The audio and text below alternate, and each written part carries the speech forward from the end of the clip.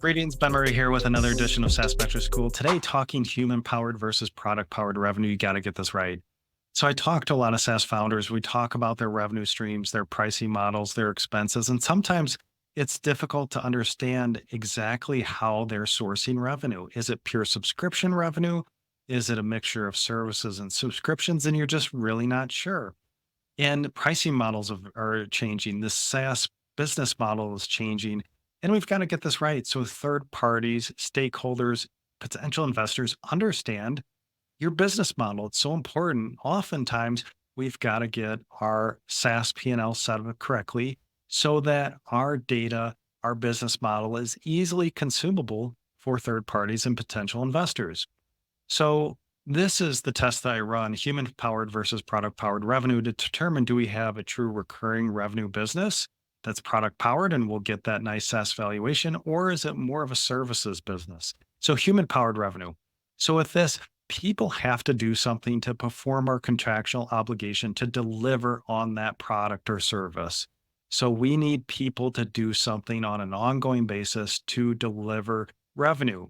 And classic example is managed services revenue. So not professional services revenue where we set up, configure, train our customers, we're done, we move on to the next new customer.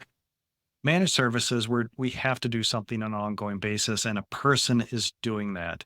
And I've seen this with SaaS companies where they have a SaaS product, but the client doesn't want to use it. They don't have time, or maybe they don't understand it's too complex. So the company ends up running the product for that company, for their end user. And then that's managed services. So it's like tech enabled services, but we have people doing something to perform that revenue. So that's human powered revenue. Then we have our product powered revenue. So the end user customer can use our IP, use our product, and of course, we can drive a ton of revenue off of that product. So we don't need people involved in delivering that revenue. The end user, the customer can use our intellectual property, they can use that product, and we're satisfying our contractual obligation by making that product available so they can use it. And we get that MRR, we get the ARR, whatever type of pricing model we have, but it's product powered. And think about this. If we doubled in revenue overnight, say we're 5, 10 million ARR and we doubled to 10 million, 20 million, would we need to hire a bunch of people to perform, to deliver on that revenue, to fulfill our contractual obligation?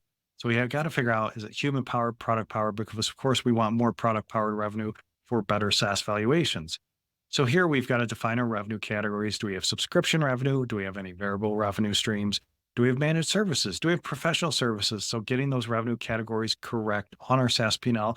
And then our revenue setup determines our COGS setup. So again, do we have tech support, professional services, customer success if they don't sell, and then potentially a managed services cost center in there as well in the COGS section if we have managed services revenue, and then DevOps, so that production facing environment that actually delivers our product.